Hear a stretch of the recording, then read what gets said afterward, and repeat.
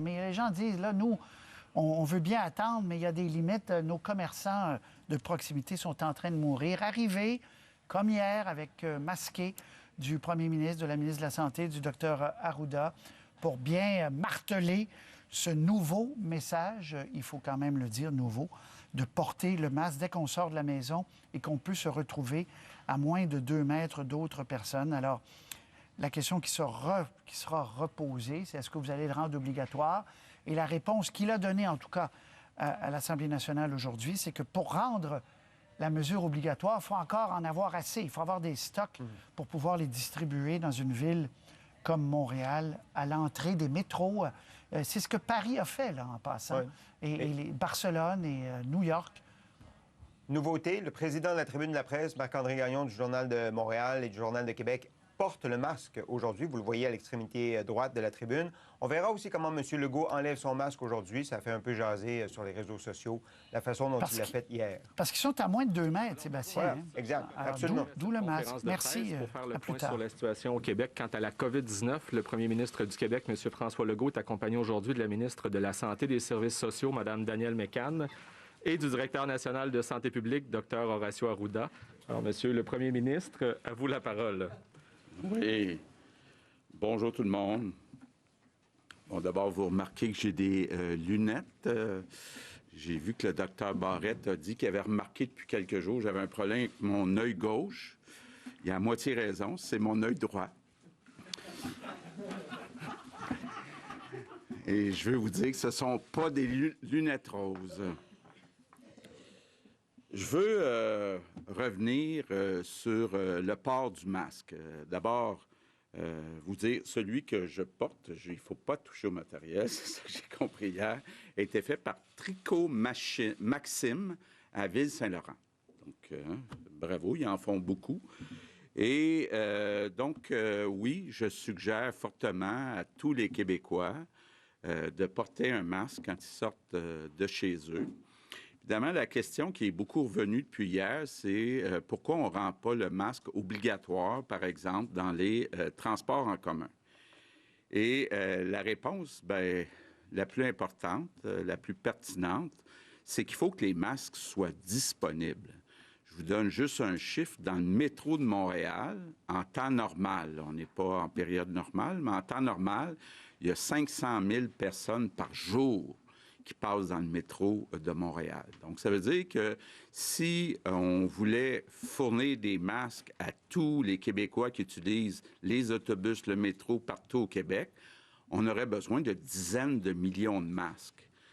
Puis en plus, bon, il y a la partie légale. Non seulement il faut fournir les masques, mais il faut aussi que ce soit des masques de qualité. Parce qu'il y a beaucoup de sortes de masques. Il y en a qui protègent plus, il y en a qui protègent moins. Juste vous dire, on travaille très fort actuellement. On a une équipe qui est là-dessus depuis plusieurs semaines pour travailler avec des compagnies québécoises qui pourraient éventuellement nous fournir des dizaines de millions de masques. Mais ça va prendre encore quelques semaines. Donc, on n'ose pas même me donner une date, mais on dit que ça ne sera pas avant le 1er juin. Donc, c'est la raison essentielle. Là. On va aider. Là. Demain, je vois la mairesse de Montréal, Valérie Plante. On est prêt à financer les masques, mais il faut s'assurer que les masques de qualité soient disponibles avant de penser à mettre ça obligatoire. Par contre, je vais inviter les Québécois. Là, il y a beaucoup d'exemples sur les médias sociaux. Vous pouvez assez facilement fabriquer votre propre masque et je vous invite à aller sur différents sites web. Il y en a beaucoup d'exemples là, de comment fabriquer un masque. Donc, je reviens au bilan du jour. On a maintenant 89 décès, un total de 3220.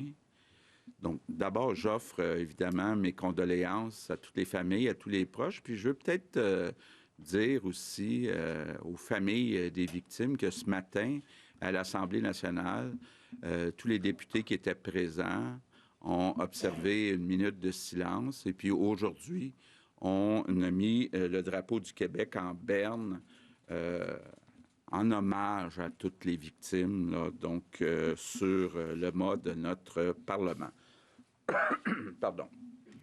On a aujourd'hui 39 931 cas, c'est une augmentation de 706. On a 1876 personnes hospitalisées, 35 de plus, 194 aux soins intensifs, une augmentation de 8. Un autre sujet sur lequel je veux revenir, ce sont les tests, les fameux tests importants. Ça fait partie des conditions de l'OMS pour être capable de réouvrir. D'abord, je veux situer le débat. Aujourd'hui, le Québec a fait, depuis le début de la crise, 43 000 tests par million d'habitants. Je vous donne des exemples. En Ontario, on en a fait 31 000. En Allemagne, 33 000. Aux États-Unis, 30 000. En France, 21 000. Donc, le Québec est un des endroits au monde où, jusqu'à présent, on a le plus testé de personnes. Par contre, puis je ne veux pas me sauver, on faisait 6 000 tests par jour. On vous a dit, il y a à peu près une semaine, qu'on voulait augmenter de 6 000 à 14 000. Or, on est monté à 9 000, 10 000 vendredi, mais là, on est revenu à 9 000. Je veux juste vous dire que j'accepte pas ça. Je ne suis pas content. Je l'ai dit aux personnes concernées. Puis j'espère dans les prochains jours qu'on va être capable d'augmenter à 14 000 tests. Ça veut dire mieux s'organiser. Puis ça veut dire aussi mieux informer la population dans les différents quartiers, entre autres de Montréal, de la disponibilité des tests. Donc, il faut, je prends une partie du blâme en disant, il faut mieux expliquer que les tests sont maintenant disponibles à grande échelle. Donc, ça, c'est pour les tests. Juste vous dire, là, je suis le dossier personnellement. Donc, je regarde ça moi-même. Bonne nouvelle, pour la 3e journée de suite, on a des employés qui reviennent de congés de maladie, donc qui reviennent dans le réseau de la santé. Juste hier, on en a eu 250 employés qui sont revenus dans le réseau de la santé. Évidemment, il faut que ça continue. Mais ça, c'est quand même une bonne nouvelle. Une autre bonne nouvelle, et puis je ne veux pas scooper ma collègue Isabelle Charret, mais cet après-midi, avec le docteur Massé, elle va annoncer qu'on va permettre les sports individuels où il n'y a pas de contact. Je vous donne 2 exemples, le golf et le tennis. Je pense que ça va faire du bien à beaucoup de monde. Moi, le premier, je pense que je serais dû pour un bon match de tennis avec un de mes 2 gars, tout en n'étant pas trop sûr que c'est moi qui va gagner, mais bon, ça, c'est une autre affaire. Un mot sur l'ouverture de l'Assemblée nationale. Donc, après 2 mois, on a eu aujourd'hui notre première période de questions. Je pense que ça s'est bien passé. Il y avait un bon ton de collaboration. Je veux en profiter, comme je l'ai fait à l'Assemblée nationale ce matin, pour saluer, féliciter la nouvelle chef du Parti libéral, Dominique Anglade. Remercier aussi le chef intérimaire, Pierre Arcan, qui était là pendant la période intérimaire. Et mes remerciements du jour, justement, vont être pour tous les députés de l'Assemblée nationale. C'est important, le rôle des députés. Ce sont les 25 députés qui ont la responsabilité d'écouter les citoyens de leur comté, puis d'amener les préoccupations des citoyens de leur comté à l'Assemblée nationale. Donc, c'est sain qu'on critique le gouvernement. Pas toujours facile de se faire critiquer, mais on finit par un petit peu s'habituer.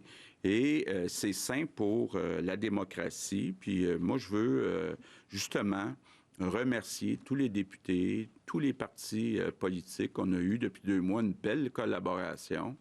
Puis c'est important que ça se poursuive. C'est ensemble qu'on va sortir de cette crise-là. Et je suis content de voir que notre Parlement national fonctionne bien. Et on a eu un exemple ce matin. Je termine en vous disant, en revenant un peu sur les consignes puis la suite des choses, c'est assez évident que dans les prochains mois, même peut-être les prochaines années, il n'y aura pas de vaccin. On va être obligé d'apprendre à vivre avec le virus. Puis si on veut revenir le plus rapidement possible à une vie un peu plus normale, bien, c'est important de suivre les consignes. Donc, on ajoute le masque, mais on n'oublie pas non plus de toujours garder 2 mètres de distance avec les autres personnes, se laver les mains régulièrement. Et moi, je suis convaincu, puis les Québécois l'ont montré depuis le début, sont capables de suivre des consignes. On est capable, ensemble, les Québécois, de la gagner, cette bataille contre ce virus, et d'être capable, éventuellement, de revenir à une vie plus normale. Donc, je compte sur vous, tous les Québécois. On est capable de passer à travers et de revenir à une vie un peu plus normale. Good afternoon. First, Bonjour. Avant tout, j'aimerais revenir sur notre recommandation visant à porter un masque. Pour l'instant, nous n'allons pas en faire une obligation. Avant tout, nous voulons que les masques puissent être disponibles pour toute la population. Mais j'aimerais que les Québécois et les Québécoises en prennent l'habitude quand ils sont en public. Si une majorité le fait, cela va nous aider à revenir à une vie plus normale. J'aimerais également dire quelques mots sur notre capacité de dépistage. Nous sommes un des endroits qui fait passer le plus de tests au monde, mais nous voulions passer de 6 000 à 14 000. Hélas, nous n'avons pas réussi. Nous sommes maintenant à 9 000, alors je suis mécontent. J'ai parlé aux responsables qu'il nous faut atteindre le 14 000 par jour dans les jours à venir. Donc, je répète nos 3 règles. Quand vous sortez, vous maintenez vos distances, vous portez un masque et vous lavez les mains quand vous revenez à la maison. Je compte sur vous et je vous remercie. Merci, Monsieur le Premier ministre. Alors, vous avez vu aujourd'hui, je porte le masque. Je vais faire changement de l'habitude et je vais poser la première question. Donc, Marc-André Gagnon du Journal de Québec et du Journal de Montréal. J'ai bien entendu vos précisions en ouverture là, sur les masques et la quantité qui serait nécessaire pour le rendre obligatoire. Mais il reste qu'à chaque fois que vous qu'il y a eu la question du masque, vous êtes toujours revenu avec l'argument légal. Vous avez dit ça aussi encore ce matin au Salon Bleu. Mais pourquoi ne pas nous avoir dit plus tôt qu'au fond, c'est la question de la disponibilité là, qui explique la position de votre gouvernement sur le masque? Et à partir du moment où ça va être disponible, est-ce que vous allez l'imposer, par exemple, dans le métro de Montréal? Bon, d'abord, c'est important de le dire. Il y a une question de disponibilité, mais il y a une question aussi, jusqu'à présent, la santé publique en avait fait une recommandation, mais pas une obligation. Donc, on se fie aussi à ce que dit la santé publique. Donc, de ce côté-là, c'est très clair. Pour ce qui est de la suite des choses, on va commencer par s'assurer que les masques sont disponibles en grande quantité. On va regarder aussi comment les consignes sont suivies par les Québécois avant de rendre ça obligatoire. Et pour ce qui est de la partie juridique, bien, effectivement, il faut avoir des masques de qualité disponibles pour être capable de l'obliger. Mais je pense qu'on est capable de passer par-dessus l'aspect juridique, comme on le fait pour le confinement dans les maisons. Donc, 1, s'assurer d'abord que c'est disponible. 2, s'assurer, si c'est le cas, que la santé publique demande que ça devienne obligatoire. Si vous me permettez, en fin de compte, quand on fait une analyse juridique, on regarde tous ces éléments-là. Là. Quand on parlait des éléments juridiques, c'est la disponibilité, la non-discrimination par rapport à certains groupes, l'efficacité de notre mesure, etc. Fait que c'était dans cette perspective-là que ça a été dit. Puis en plus, ce qu'on peut dire aussi, c'est que le mouvement ou de l'intégrer comme un élément non plus de dire que c'est efficace à 100%, mais ça fait partie de l'étiquette respiratoire, c'est une norme sociale qu'on peut maintenant décider d'imposer comme telle. Mais à la limite, tous ces facteurs-là, parce qu'il n'y a jamais une seule raison, tous ces facteurs-là font partie d'une analyse légale par rapport au fait de rendre disponible ou pas. Merci. Maintenant, ma deuxième question est aussi pour vous, Monsieur le Premier ministre. Vous avez formé avec des ministres de votre cabinet, de votre gouvernement, donc un groupe d'action pour la relance économique. Ça, c'était il y a 1 mois et demi. Vous aviez dit que tous vos engagements seraient revus en fonction de leur impact sur la relance. Vous avez déjà rejeté l'idée de mettre de côté le 3e lien. Or là, vous souhaitez toujours poursuivre le déploiement de la maternelle 4 ans malgré la pandémie. Donc, finalement, est-ce qu'il y a des projets que vous allez laisser tomber pour éviter qu'on se retrouve là en bout de piste avec un déficit qui serait trop difficile à rattraper? Bon. D'abord, pour tout ce qui était prévu pour la durée du mandat, il n'y aura aucun projet important qui sera mis de côté. Donc, toutes les promesses électorales, les engagements qu'on avait pris pour la durée du mandat vont être respectés. Maintenant, on continue d'analyser sur une période de 10 ans les investissements. Est-ce qu'on peut revoir certains investissements qui sont plus loin dans la période de 10 ans pour être capable de tenir compte du fait qu'on va quand même avoir un déficit qui va augmenter notre dette? C'est dans le processus d'analyse, mais pour l'instant, on a conclu que pour ce qui est de la durée du mandat, tous les engagements qu'on avait pris vont être respectés, donc il n'y a rien qui est reporté. Merci. Prochaine question, Valérie Ganache, Radio-Canada. Bonjour, M. Legault. Contente de vous retrouver d'abord. Ensuite, je voudrais vous demander, ce matin, retour à l'Assemblée nationale, il y a, entre autres, Marguerite Blais qui a tant bien que mal tenté de répondre aux questions des oppositions. Certains disent, dans le contexte où vous voulez réformer les CHSLD, c'est peut-être pas la personne la mieux placée et certains vont même jusqu'à dire qu'actuellement, elle a une fonction décorative dans cette crise. Est-ce que vous avez toujours confiance en Mme Blais pour mener ce dossier-là? Oui, absolument. J'ai confiance en Marguerite Blais pour mener à terme ce dossier-là. Elle le connaît tellement bien. Et je veux peut-être rapidement quand même rappeler ce qui s'est fait depuis 1 an et demi. On avait promis en campagne électorale de mieux financer les CHSLD, de revoir aussi les salaires des personnes, entre autres les préposés aux bénéficiaires dans les CHSLD. Depuis 1 an et demi, on a augmenté de façon importante les budgets des CHSLD. On a mis en branle, Marguerite Blais a mis en branle aussi tout le projet des maisons des aînés, où on veut avoir plus d'espace avec, au total, moins de résidents dans chaque maison des aînés. Et, là où peut-être, ensemble, comme gouvernement, qu'on a fait une erreur, c'est qu'on a attendu la négociation à la fin de la convention collective qui se terminait le 31 mars 2020 pour revoir les salaires des préposés aux bénéficiaires.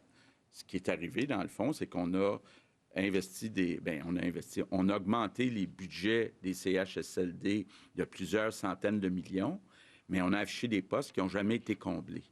Donc, c'est un défi. C'est pas simple négocier, là, vous en parlerez au Dr Barrette, négocier avec les syndicats pour avoir des augmentations de salaire spécifiques pour les préposés aux bénéficiaires.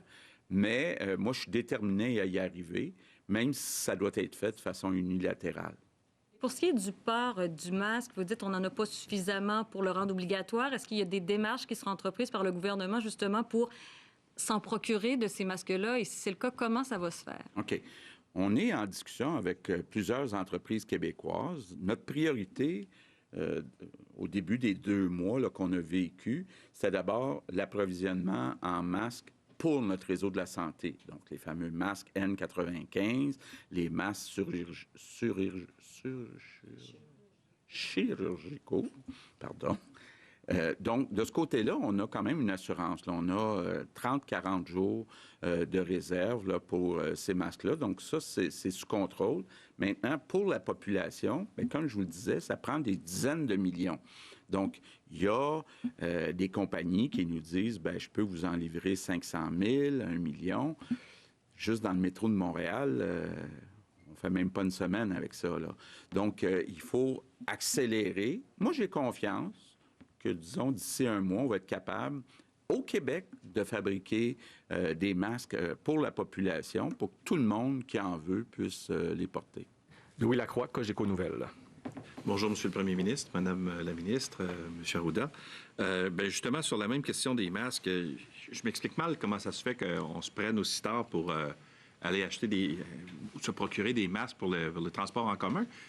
Le métro de New York en a des millions. À Paris, on en a 2 millions qu'on distribue dans 400 gares en ce moment, des masques. Comment ça se fait que nous autres, on ne les a pas encore? Est-ce qu'on s'est pris trop tard pour aller chercher ces masques-là? Et pourquoi c'est plus long chez nous qu'ailleurs? Bien, c'est pas plus long chez nous qu'ailleurs. D'abord, si vous faites une recension Paris, par exemple, ou l'Allemagne, ils ont donné 150 000 masques. Il faut, à un moment donné, regarder combien de masques ont été donnés. Nous autres aussi, demain matin, on pourrait donner 500 000 ou 1 million de masques, là, mais après-demain, qu'est-ce qu'on ferait? Donc, il y a eu une course aux masques, d'abord, à l'international. Vous l'avez vécu dans les 2 derniers mois. Tout le monde cherchait des masques. Et je pense pas qu'on soit... Je suis convaincu qu'on n'est pas différent d'ailleurs dans le monde.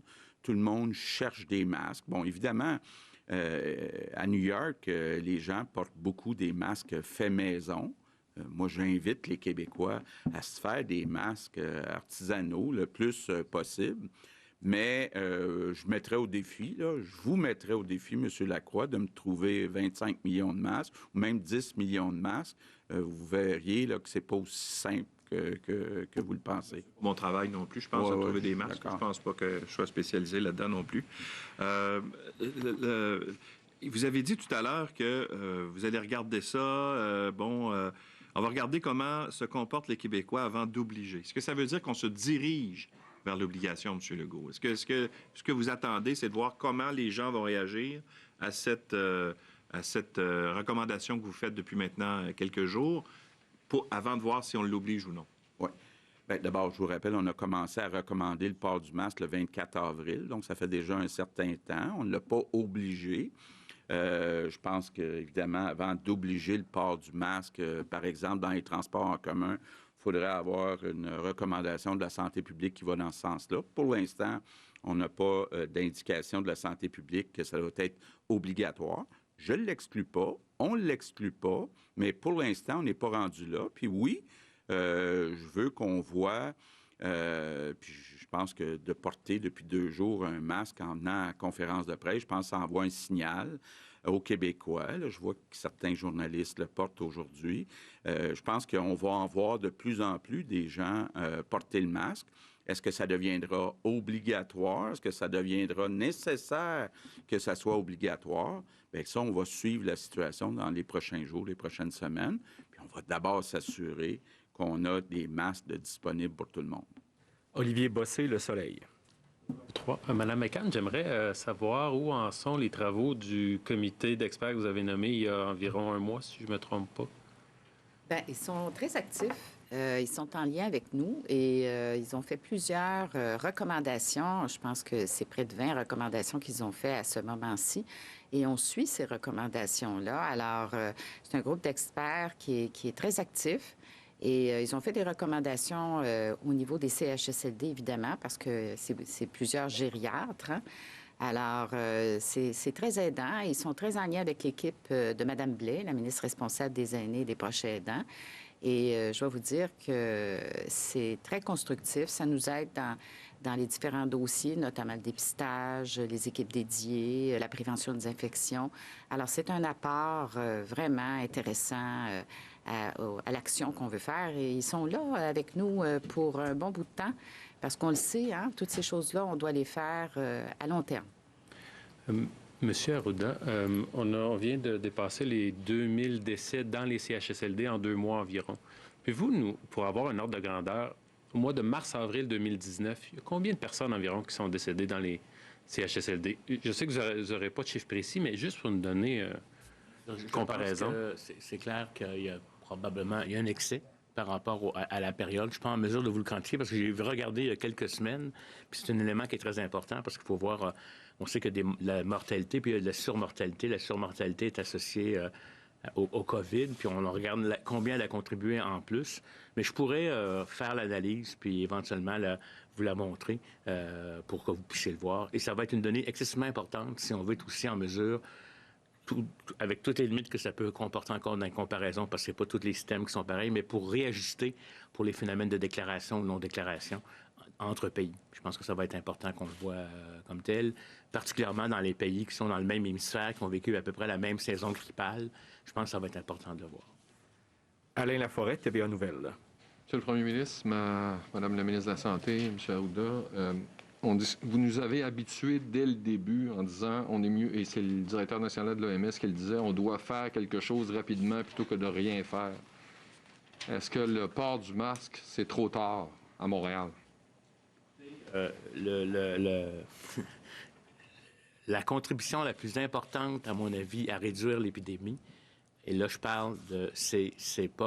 C'est pas le port du masque dans la communauté. Si vous me permettez, ça a été les mesures de confinement puis de distanciation sociale. Sans nier que le masque est un outil, particulièrement quand il y a une grande circulation communautaire. Je ne veux pas dire qu'à Montréal, il n'y a pas eu de circulation communautaire, mais elle n'a pas été aussi intense qu'elle aurait été si on n'aurait pas fait de confinement. On a le drame des CHSLD. On a le drame, je vous dirais, des travailleurs de la santé qui ont été infectés, qui ont peut-être infecté des îlots. La contribution du masque, à mon avis, est un outil supplémentaire, mais qui encore ne remplace pas l'hygiène des mains, etc. Le mouvement associé au port du masque dans les sociétés occidentales, c'est quand même relativement récent. Même l'OMS ne le recommandait pas au début, l'ont recommandé, le CDC l'a recommandé, le rend pas obligatoire.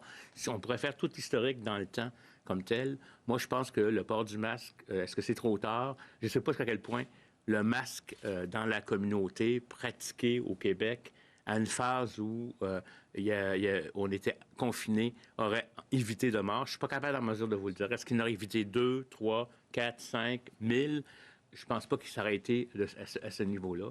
Maintenant que le Québécois a appris à se laver les mains, à comprendre les mesures d'éléments, je pense que l'ajout du masque comme méthode, je vous dirais, puis là, il faut que vous compreniez aussi qu'on était en pénurie de masques, passer le message aux gens que ça leur prenait un masque alors qu'on avait une pénurie de masques, puis on n'avait pas encore travaillé toute la question des masques de couverture. Je pense qu'en termes de timing, c'est le temps. Ouais. D'ailleurs, le 24 avril, je l'ai fortement recommandé.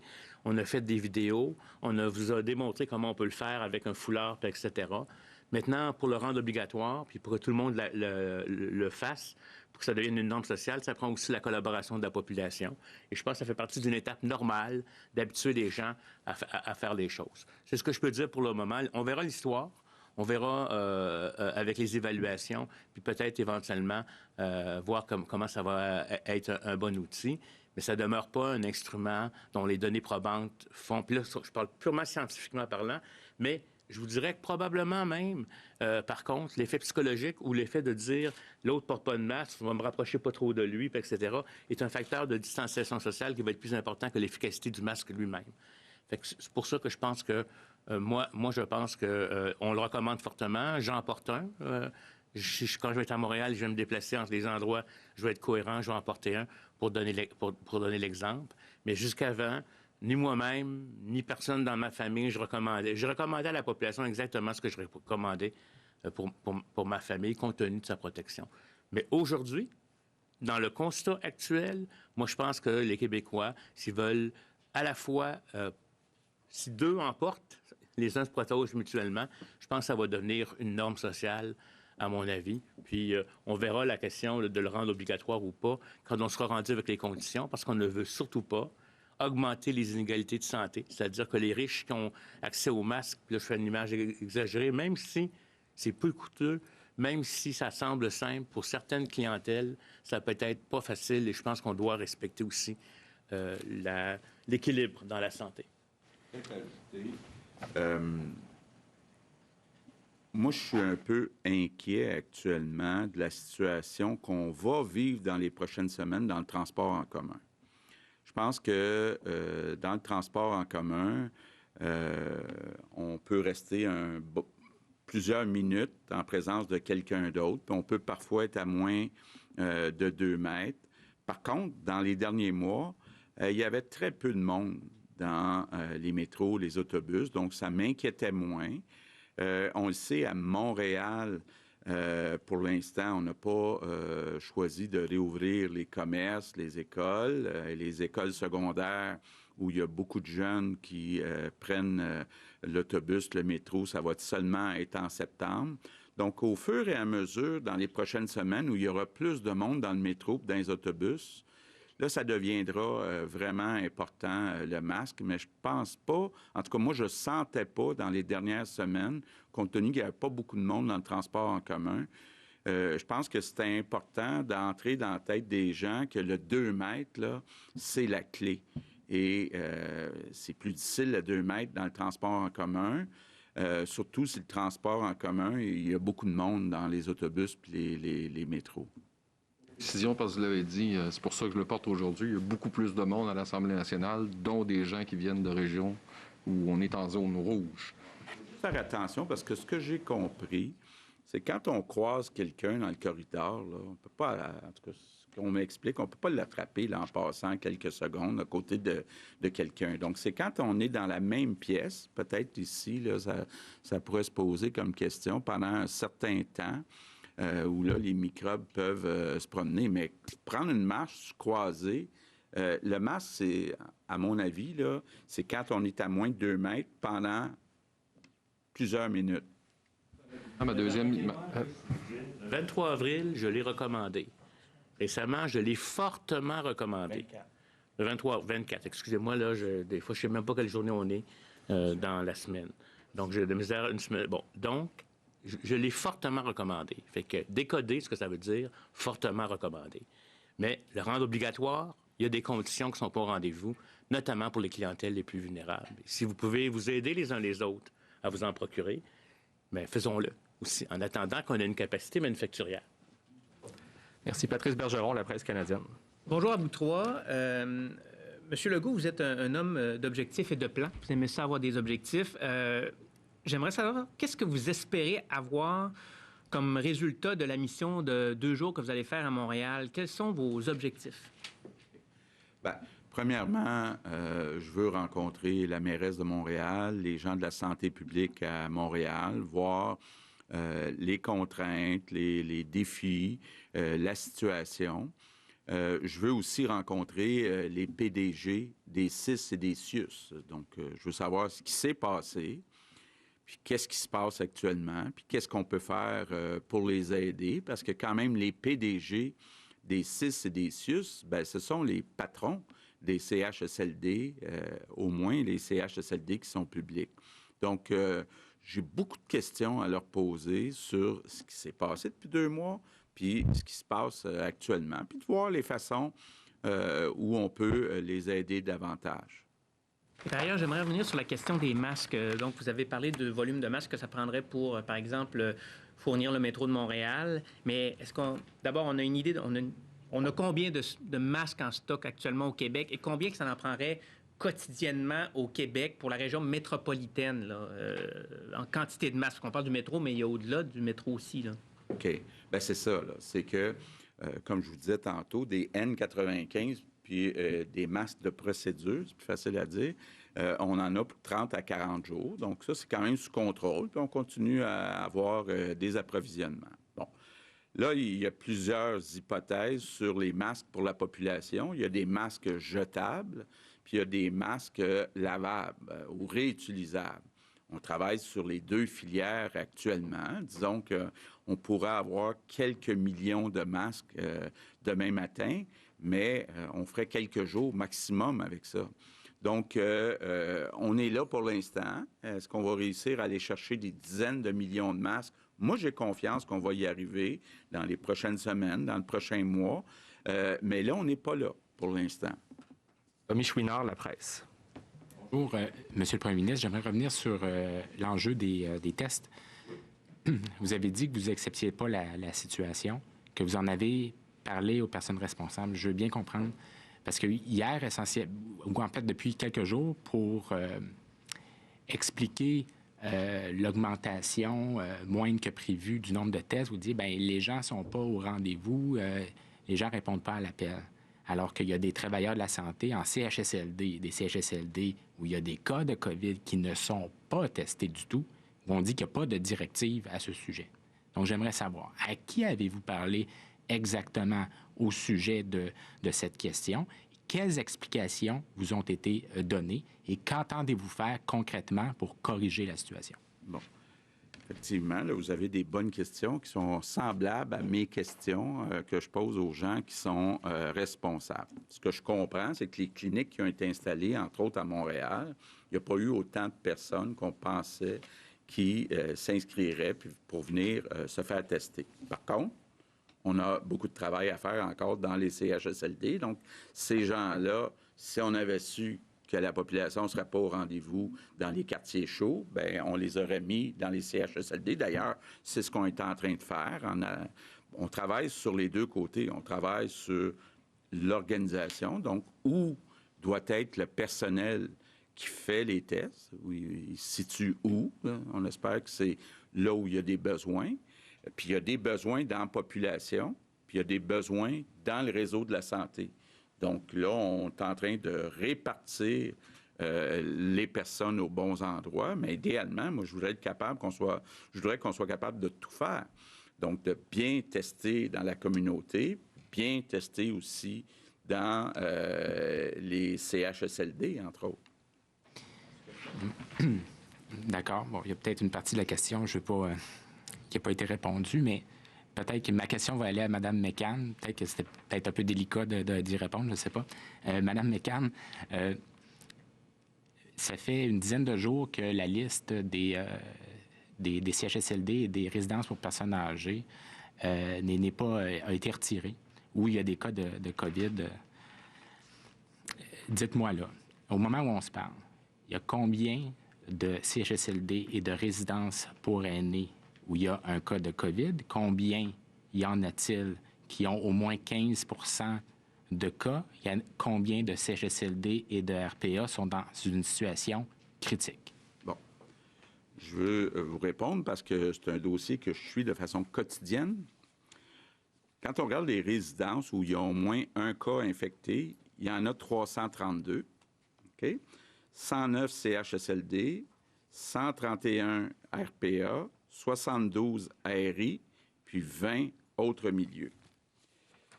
Donc, pourquoi, et c'est la question que je pose, pourquoi, et puis je vais vous donner la réponse que j'ai eue ce matin, pourquoi on ne l'a pas résidence par résidence? Puis avec le pourcentage. C'est que les statistiques ont été faites selon le nombre de lits. Donc, on dit, on a tant de personnes infectées divisé par le nombre de lits, ça donne, est-ce qu'on est à 25 à 15 Donc, on sait qu'il y a des lits qui ne sont pas occupés. Donc là, actuellement, ils sont en train de ramasser les données. On m'a promis que peut-être même cet après-midi, on aurait terminé, au moins pour les CHSLD. Mais ce qu'on veut, là, ce qui nous manque maintenant, c'est le dénominateur, c'est-à-dire le nombre de personnes infectées, on les a. D'ailleurs, je vais vous les donner en plus du nombre de... il y a 5 139 personnes infectées. Il y en a 2 949 dans les CHSLD, 1 162 dans les RPA, 854 dans les RI, 174 dans les autres milieux. Bon. Là, ce qu'on veut, c'est de savoir quel pourcentage ça représente des résidents et non pas quel pourcentage des lits dans ces résidences-là. Donc, ils sont en train de compléter ça. Mais on dit que pour les CHSLD, on devrait être capable de mettre ça en ligne cet après-midi, puis pour les autres, demain. Si, Marie-Michel, si oui, le devoir. Oui, Madame la ministre, peut-être. Vous permettez? Oh oui, allez-y. Alors, en complément, on va vous donner une petite primeur, là, puis on est toujours très prudent, parce que c'est pas fini. Mais vous allez voir dans le tableau, probablement cet après-midi, on l'espère, que les CHSLD qui sont dans une situation plus critique, les rouges, le nombre a diminué. Le nombre a diminué. C'est ce que je veux vous dire, là, pour le moment. Il y en a autant au total, sinon plus. Là, il y en a 300, comme disait M. le Premier ministre. RPA et CHSLD, on s'entend. Mais au niveau des rouges, ceux qui ont 25 et plus de cas infectés, il y en a moins. Et ça, c'est parce que des résidents guérissent aussi. Il y a des résidents qui ont guéri. Alors ça, c'est une bonne nouvelle. Mais encore une fois, on continue parce que la situation est toujours difficile. Mais elle évolue un peu, puis on veut qu'elle évolue davantage, évidemment. Michel, si oui. Juste pour être clair, encore plus clair, il n'y a aucune information qui est cachée. OK? Moi, j'aimerais ça l'avoir, l'information que vous demandez, puis toute l'information que j'ai, je vous la donne. Puis dès que je vais avoir l'information résidence par résidence, je vais vous la donner. Donc, il n'est pas question de cacher. Là, on est 100% transparent. Là. C'est ma marque de commerce. J'ai eu une petite primaire, étant donné que je suis la ministre de la Santé. Puis il y avait un petit peu de bonnes nouvelles. Alors, voilà. Alors, Madame, c'est oui. Vous avez fini, vous êtes certain? Bonjour. Harold Lebel, ce matin, en a parlé des cas de personnes qui, malheureusement, meurent encore seules. Il y en a eu beaucoup des exemples comme ça, individuels, du cas par cas, des situations où les directives ne semblent pas se rendre. On vous a déjà demandé si l'information descend bel et bien au PDG, si elle descend bel et bien dans le réseau. En fait, la question que je me pose, c'est les PDG ont des obligations de moyens. Dans le réseau, qui a des obligations de résultats? Bon, attendez. Les proches aidants, là, en haut, on a décidé pendant longtemps qu'on ne voulait pas obliger les dirigeants des établissements d'accepter les proches aidants. Donc, pendant longtemps, on s'est dit c'est la meilleure façon pour éviter la propagation du virus. Donc, on était en haut et en bas responsables. La semaine dernière, avec Marguerite Blais, on a renversé le fardeau de la preuve. On a facilité aussi les visites des proches aidants. Ça a fait jaser un petit peu parce qu'on a dit maintenant, plus besoin de tests. Là, il y a 2600 résidences. Il y a des proches aidants qui veulent voir leur mère, leur père, les aider à manger. Et on n'est pas pour commencer là, dans 2600 résidences à mettre un processus là, de test. Donc, on va fournir l'équipement de protection, masques, blouses et gants et tout ce qu'on voudra, dépendamment si on est dans une zone froide ou chaude. Mais on va permettre aux proches aidants d'y aller. Et si jamais un proche aidant se voit refuser l'accès à la personne qui veut voir, on veut absolument avoir le rapport, puis que l'établissement nous le dise.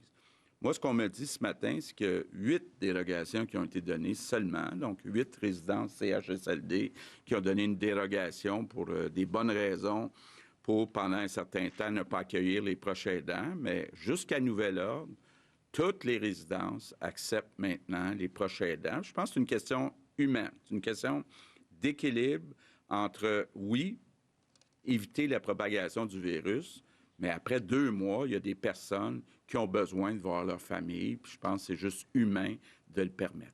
Puis c'est une question de temps, parfois, de donner la formation, par exemple, puis que l'établissement s'organise, là, hein? Pas pour des semaines, on se comprend, mais peut-être pour une couple de jours. Mais les échos que moi j'entends, entre autres, là, c'est que à certains endroits, puis je pense que ça va être général, les proches aidants sont très bien accueillis et même ça fait du bien au personnel, hein? On le sait, ça vient aider et ça fait du bien au personnel que les proches aidants arrivent. Mais ça prend un certain temps pour s'organiser, donner la formation, mais on parle d'une couple de jours, on ne parle pas de semaines, évidemment. Passe question. Si vous me permettez. Oui. J'aurais l'information que M. Bossé a demandé tantôt. Là, la communication avec la montre est assez pertinente. Si vous me permettez, au mois de mars-avril 2019, donc l'année dernière, on avait 12 800 décès. Au mois de mars-avril 2020, on est à 14 009 décès. Donc, ce qui fait une différence de 2209 décès à 2220 ou 2209 décès, en fin de compte, qui seraient en excès selon les données comparables dans les données de décès. Nous, au 30 avril, on vous avait mis dans notre système 2020, c'est-à-dire 2020. On a à peu près une différence, je vous dirais, là, de 180 décès par rapport à l'excès. Il y a une partie qui peut être un excès pas associé nécessairement au COVID-19, mais il y a aussi le fait qu'au 30 avril, on a encore des cas qui sont peut-être pas revenus en arrière, de telle sorte ce que ça vient de démontrer, c'est que notre système détecte probablement on est proche de l'excès de décès. Donc, quelque part, notre système capte bien les décès comme tel. Donc, ça, c'est une bonne nouvelle. C'est ce qu'on dit depuis tout le temps. On a un système qui capte bien les décès. On va voir à la fin de quelques semaines s'il y a encore des décès qui s'ajoutent en mars-avril. C'est normal de ne pas avoir exactement le même chiffre, mais on est à beaucoup moins de 10 de surmortalité. Donc, il y a une surmortalité qui correspond à 2209 personnes comparativement à 2020 qu'on vous a déclaré actuellement, là, ce qui donne à peu près 189, si je compte bien, de différence. Merci. Donc, on revient à Mme Sioui. Je vais reprendre ma question. Est-ce qu'il y a encore des gens qui meurent seuls et est-ce que dans le réseau de la santé, tout le monde a des obligations de moyens ou est-ce qu'à quelque part, il y a des gens qui ont aussi des obligations de résultats? Bien, écoutez, moi, je m'attends à ce qu'il y ait des obligations de résultats partout. Je comprends qu'à l'impossible, nul n'est tenu. Là, pendant un certain temps, il y a eu un manque de personnel important.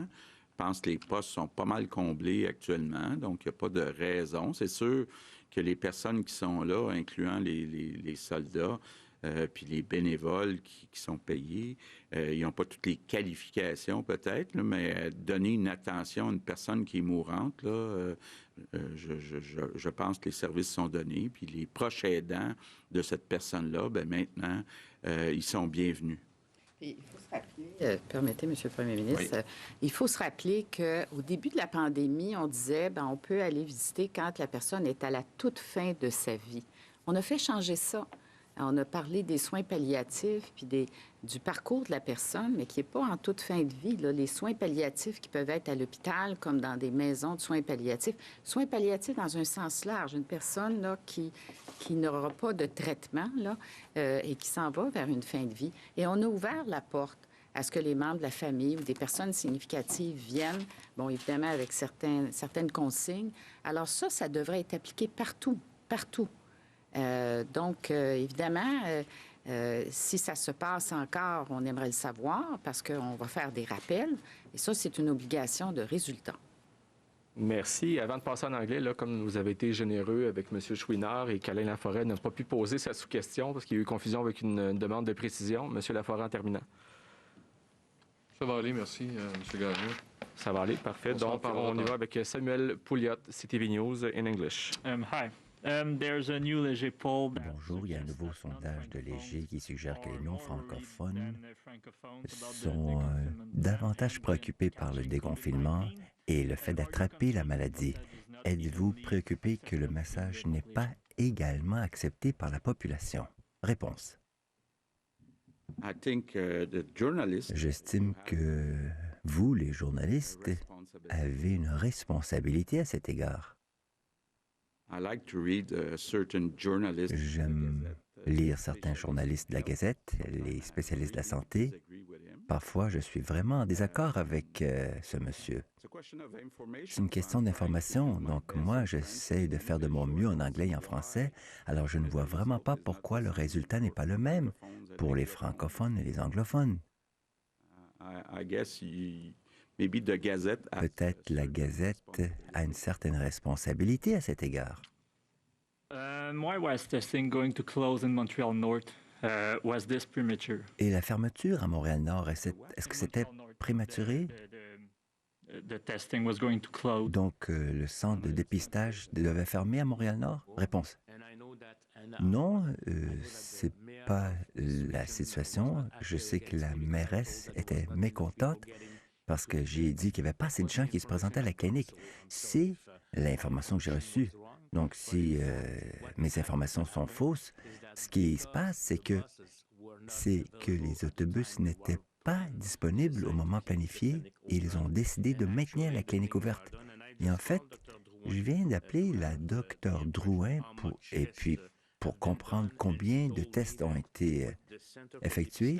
Et elle m'a dit qu'au centre de dépistage et avec les autobus, elle avait déjà fait 2818 tests. Et l'objectif, c'était 3080.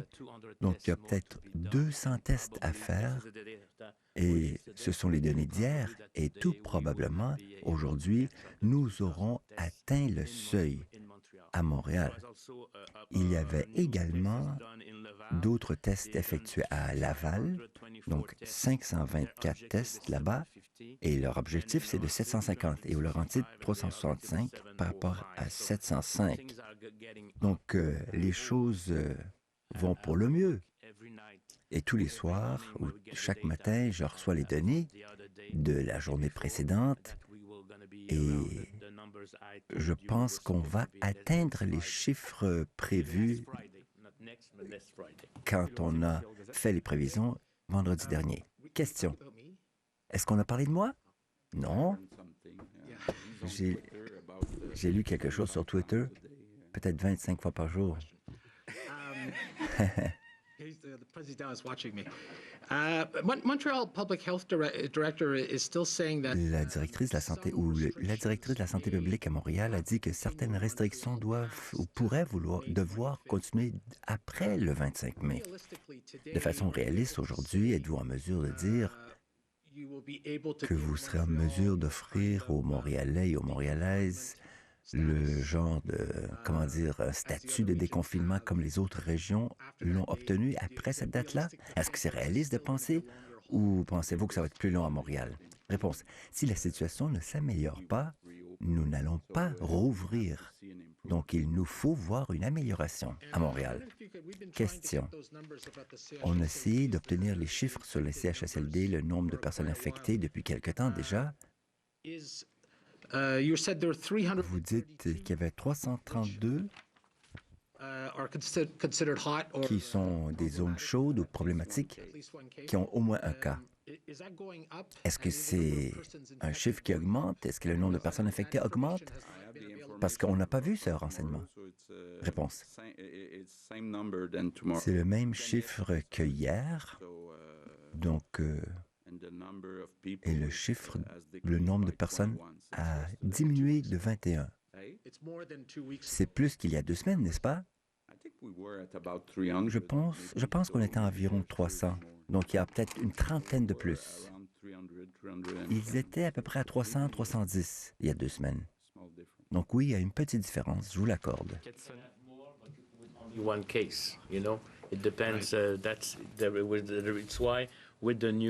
C'est qu'avec les nouvelles données qui seront colligées et annoncées par le premier ministre, nous aurons une meilleure compréhension, une compréhension plus fine de la situation. Question. Vous avez dû être surprise, Madame McCann, que les hôpitaux tels qu'Honoré-Mercier à Saint-Hyacinthe voient des éclosions de la COVID. Et que pouvez-vous faire pour vous assurer que les hôpitaux ne sont pas débordés? Et Radio-Canada rapportait également que c'était en lien avec un manque de personnel et des effectifs en CHSLD qui travaillaient également en milieu hospitalier. Comment vous assurer de la protection des milieux hospitaliers? Réponse. Nous faisons tout pour atteindre cet objectif, mais ça peut arriver qu'un hôpital qui était froid apparaît avec une éclosion. Parfois, c'est juste 1 ou 2 cas. Mais je demeure confiante que les mesures sont connues et nous avons pris de l'expérience. Nous ne sommes plus au début de la pandémie. Les gens savent exactement quoi faire. On le savait depuis le début, mais on a de l'expérience, on a acquis de l'expérience. Donc, ils savent exactement quoi faire pour confiner toute éclosion. On l'a vu dans différents hôpitaux à Montréal également. On est en mesure de cloisonner les cas et empêcher une propagation dans cet hôpital-là. Alors oui, hélas, c'est possible que ça survienne, mais nous ne voulons pas que ce soit un phénomène généralisé.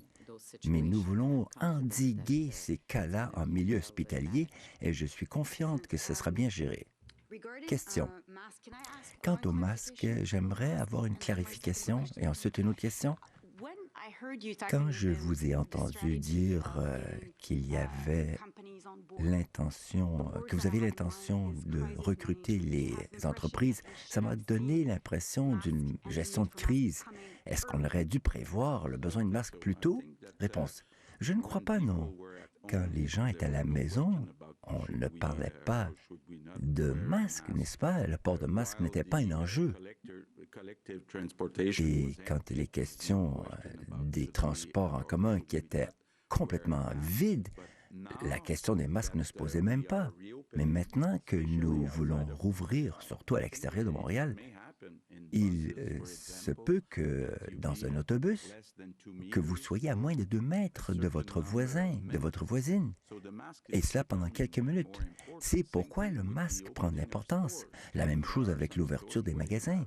Il y a des magasins où vous avez pas mal d'encombrements et les gens peuvent attendre en file pour payer à la caisse. Ils peuvent être là pendant plusieurs minutes. Je pense que, par conséquent, il devient important de porter le masque, bien davantage qu'il y a quelques jours même, ou quelques semaines. Dernière question. À Montréal-Nord, hier, vous parliez des critères pour subir un test. Le CIUS ou les CIUS à Montréal disent qu'il vous faut avoir des symptômes ou être en contact avec quelqu'un déclaré positif. Ici, nous avons entendu, si je me rappelle bien, que si vous avez été en contact avec quelqu'un qui a eu des symptômes, donc beaucoup de gens pensaient qu'ils pourraient aller se faire tester sans symptômes. Maintenant, il y a beaucoup de confusion. C'est quoi le mot d'ordre? Réponse. Écoutez, la stratégie de santé publique est fondée sur la stratégie des directeurs de santé publique locale. Et je voulais rajouter qu'il y aura une opération importante. On dit au revoir aux gens de la première chaîne. Nous continuons l'émission spéciale sur RDI. Il y aura des tests pour les personnes aînées. Dans le mois qui vient, il y a plus de 48 000 tests. 48 000 travailleurs et travailleuses de la santé dans la première phase qui subiront un test. Quand il y a un cas, il y a toujours des tests. Parfois, c'est qu'un seul étage ou une zone chaude, pas partout. Mais maintenant, c'est une opération massive dans les CHSLD. Maintenant, pour ce qui est de la transmission communautaire, ce que la Dr Drouin a recommandé, ce qui sera fait en Montérégie, c'est que si vous avez des symptômes, avant cela, on disait aux gens, restez à la maison. Et si vous n'avez pas de symptômes, ne sortez pas, restez à la maison pendant 14 jours. Maintenant, nous demandons à ces mêmes personnes de se rendre pour se faire dépister et les membres de leur famille ou les collègues de travail doivent être testés. Donc, la personne asymptomatique qui n'a aucun contact avec un cas connu, on ne recommande pas qu'il soit testé. Il y aura aussi des tests sérologiques pour comprendre le portrait global. Donc, la meilleure compréhension à transmettre, c'est que vous vous référiez à votre santé publique locale. En Estrie ou à Sherbrooke, le directeur a d'autres données et peut choisir une autre stratégie. C'est que la situation à Montréal-Nord, n'est pas la même qu'à Westmount. C'est pourquoi ils essayent de s'adapter selon le contexte local, quartier par quartier. 2 dernières questions de Rachel Fletcher, Global News. Monsieur Legault, quelle est votre réaction, Monsieur Legault, au fait que la frontière américaine va demeurer fermée jusqu'à la fin de juin? Réponse, je suis très content de cette nouvelle. Il est très important de maintenir fermée cette frontière-là le plus longtemps possible. Donc, ça me ravit comme décision. Oui, je pense que c'est important que les frontières avec les États-Unis, que les interdictions soient maintenues pour un bon bout de temps. Là. Donc, je suis content là, qu'on garde les frontières fermées au moins jusqu'à la fin du mois de juin. And the last question from Raquel is about, I think, the numbers that Dernière question. You told us. We still have no updated numbers. Nous n'avons pas de chiffres mis à jour sur la situation dans les CHSLD. Mais on dit que la situation est vraiment piètre. Alors, quels sont les chiffres? Réponse. Donc, on a plus de 300 centres. Ce ne sont pas uniquement les CHSLD. Il y a 109 CHSLD qui ont au moins un cas déclaré. Et la seule raison pour laquelle, depuis une semaine, on n'offre pas les données par résidence, c'est parce que nous n'avons pas le nombre de personnes qui vivent dans ces résidences. Et donc, nous nous attendons à voir ces données cet après-midi pour les CHSLD et demain pour les autres résidences pour aînés. Merci. Ce qui est frappant, mesdames et messieurs, c'est que